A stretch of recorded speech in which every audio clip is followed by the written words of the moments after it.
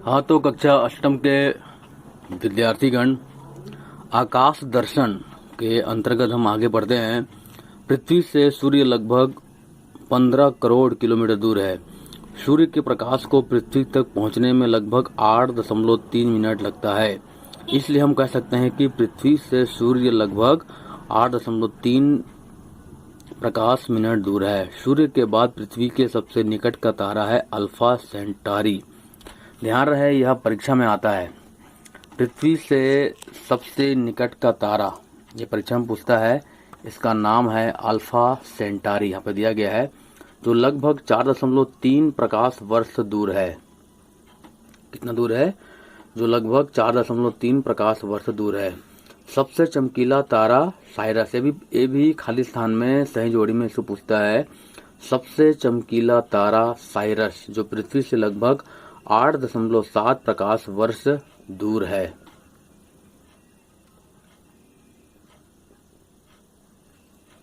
ठीक है।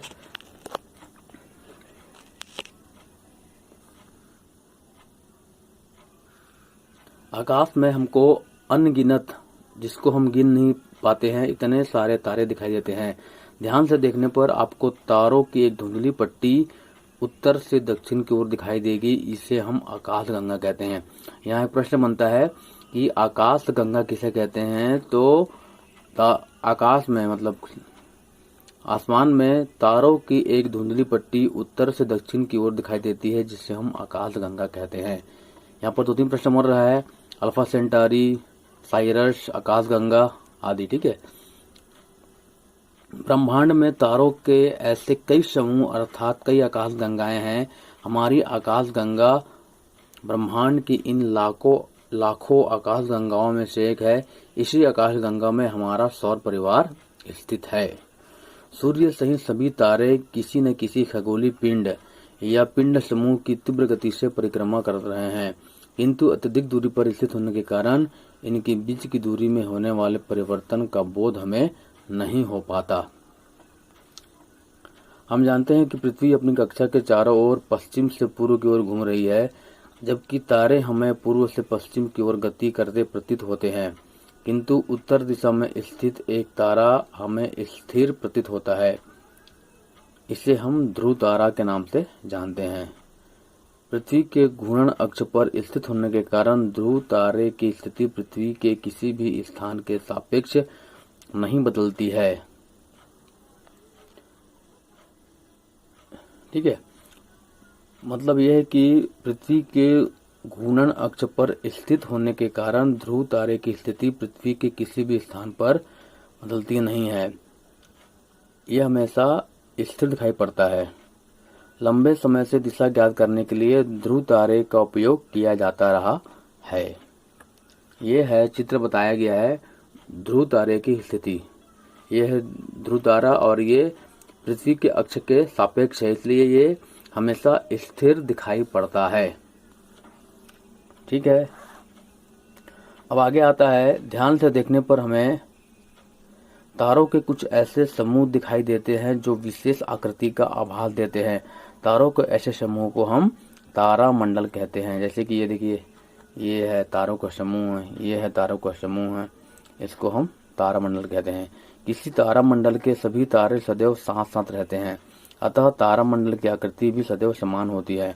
हमारे पूर्वजों ने आकृतियों के आधार पर इन्हें कुछ नाम दिए हैं, जैसे कि बृहद सप्तऋषि या ऊर्जा मेजर या लघु सप्तऋषि या ऊर्जा माइनर या मृग या ओरायन। ठीक है। इसके बहुत सारे नाम हैं, बृहद सप्तऋषि या ऊर्जा मेजर, लघु सप्तऋषि या उर्सा माइनर तथा मृग या ओरायन कहते हैं। आसानी से पहचाने जाने वाले तारामंडलों में बृहद सप्तऋषि तारामंडल एक है। इसे हम बिग डीपर भी कहते हैं। यहाँ पर एक प्रश्न बन रहा है, किसे कहते हैं बिग डीपर? इस प्रकार से ये है मृग तारामंडल का चित्र, और ये है बृहद सप्तऋषि का चित्र, और ये है ध्रुव तारे का चित्र।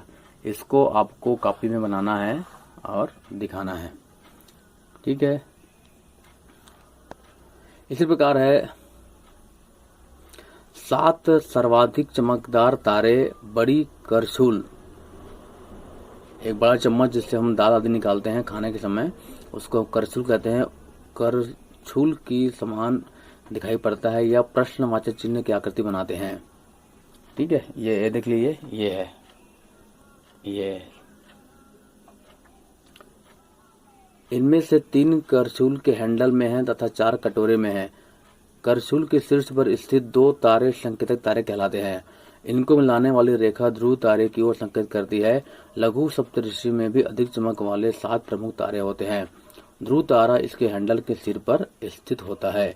मृग या ओरायन भी आकाश में दिखाई देने वाला प्रमुख तारामंडल है, जिनसे अन्य तारामंडलों की अपेक्षा अधिक चमकीले तारे होते हैं। इस तारामंडल की आकृति एक शिकारी की तरह दिखाई देती है, इसलिए काल पुरुष के नाम से भी जाना जाता है। रात्रि में इन तारामंडलों को पहचानने का प्रयास करें और ध्रुव तारे की स्थिति को जानें। ठीक है, इसमें एक प्रश्न बनता है कि ध्रुव तारा हमेशा स्थिर क्यों दिखाई पड़ता है। तो ये चित्र बनाएंगे और यहाँ पर जो मैंने पढ़ के बताया हूँ उसका यहाँ पर से उत्तर को लिखना है।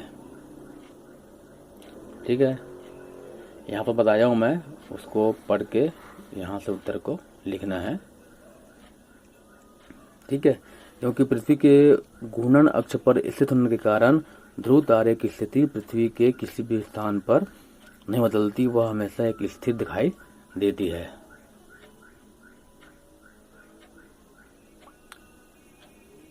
वह हमेशा स्थिर दिखाई देती है।